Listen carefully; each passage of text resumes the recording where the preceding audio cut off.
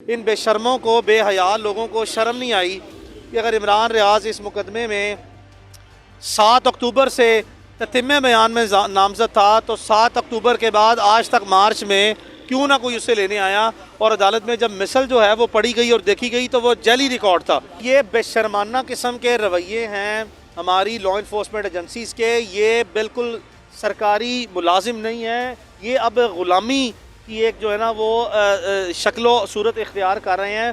पूरी ईमानदारी से बतौर वकील, रेगुलर प्रैक्टिशनर ऑफ लॉ बता रहा हूँ कि हमें अदालतें आज़ादाना तौर पर अपना काम करती नहीं नज़र आती और हमें यकीन है इंशाल्लाह कि अब इमरान रियाज खान की ज़मानत एंटी करप्शन के मुकदमे में मंजूर हो जाएगी। इन द मीन टाइम आपने देखा कि Punjab police, Punjab anti corruption, FIA, ये विफाकी रियासती इदारे जो हैं ये अपनी बदमाशी, बदनीति, बेशर्मी और बेईमानी की इंतहा पर पहुँच चुके हैं कि इन्होंने इमरान रियाज खान को कैंप जेल में जो बंद थे, जुडिशल थे एंटी करप्शन के मुकदमे में, वहाँ से निकाल के आज पेश किया है।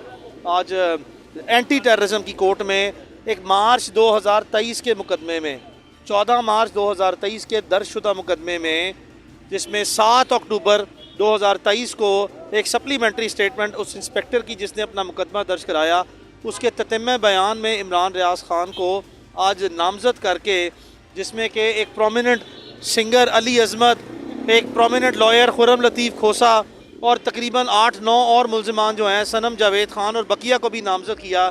इन बेशर्मों को, बेहया लोगों को शर्म नहीं आई कि अगर इमरान रियाज इस मुकदमे में 7 अक्टूबर से ततिम्मे बयान में नामजद था तो 7 अक्टूबर के बाद आज तक मार्च में क्यों ना कोई उसे लेने आया। और अदालत में जब मिसल जो है वो पढ़ी गई और देखी गई तो वो जैली रिकॉर्ड था।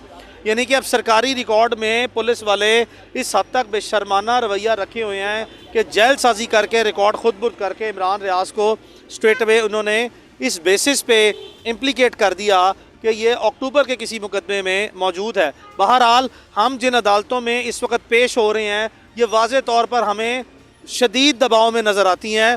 अदालतें आज़ादाना तौर पर पूरी ईमानदारी से बतौर वकील, रेगुलर प्रैक्टिशनर ऑफ लॉ बता रहा हूँ कि हमें अदालतें आज़ादाना तौर पर अपना काम करती नहीं नज़र आती।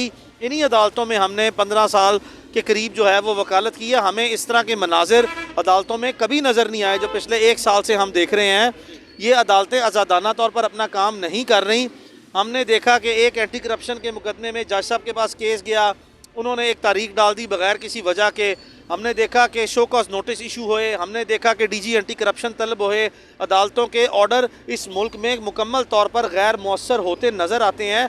अदालतों को अपना वजूद, अपनी आज़ादाना शनाख्त और आज़ादाना किरदार को ज़िंदा रखना है इस मुल्क में। मैं बार बार कहता हूँ कि अदालतों पर लोग अपना अवामी एतमाद तकरीबन खो चुके हैं। अदालतों के अंदर बैठे जजेस को पूरी ईमानदारी, पूरी काबिलियत और सबसे बढ़कर ख़ास तौर पर दलेराना तौर पर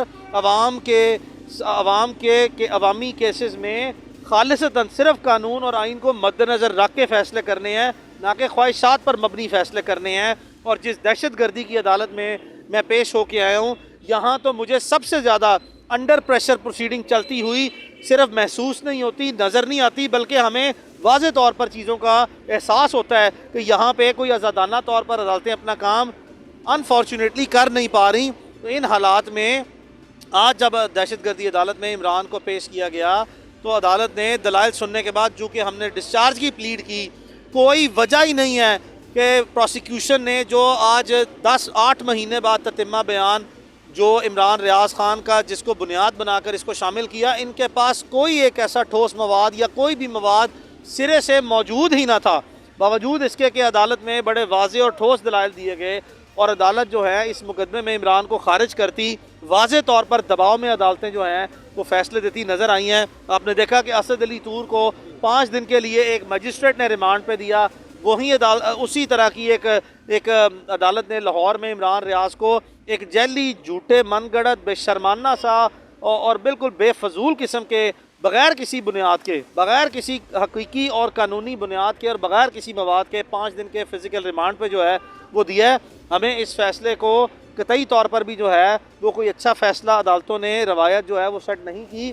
और इस तरह की अब मल्टीपल पिटिशंस जो हैं वो हम हायर फोरम्स पे भी इंशाल्लाह इरादा रखते हैं कि हम इसको फ़ाइल करेंगे और जल्द अज जल्द इमरान रियाज ख़ान को हम इंसाफ दिलाने के लिए पिछले 2 साल में हमने जितने मुकदमे खारिज कराए हैं, जितनों में ज़मानतें कराई हैं, हर फोरम से इमरान को इंसाफ दिलाने में कामयाब हुए हैं। इंशाल्लाह भरपूर कोशिश करके, हर सूरत डट के खड़े होके और पूरी डिटर्मिनेशन के साथ, पूरी इफेक्टिवनेस के साथ, मौसर तरीके से इमरान को इंशाल्लाह हम इंसाफ दिलवाएंगे। भाई मुझे एक सवाल और बस मैं निकल रहा हूँ। Thank you. पहले केसेस समाअत हुई, हफ्ते को ही, पीर को ही, बुध को या जुम्मे को जमानत होने लगी थी, एन मौके पे एक नया केस आ गया और फिर 7 रोज़ा रिमांड। अब आगे फिर इस पे आप जमानत करवाएंगे, फिर एक और आ जाएगा क्या? देखो ये बेशर्माना किस्म के रवैये हैं हमारी लॉ इन्फोर्समेंट एजेंसीज के। ये बिल्कुल सरकारी मुलाजिम नहीं है, ये अब ग़ुलामी की एक जो है ना वो शक्लो सूरत इख्तियार कर रहे हैं।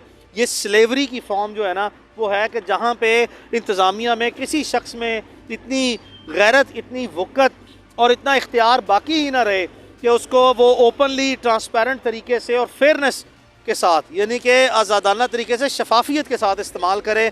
ये पंजाब पुलिस या एंटी करप्शन के FIA के अफसरान जो हैं मुसलसल पे दर पे किसी थर्ड पार्टी एजेंसी के हाथ में उनका टूल बने हुए हैं। मैं कैटेगोरिकली ये कह रहा हूँ कि ये उनके टूल के तौर पर इस्तेमाल हो रहे हैं।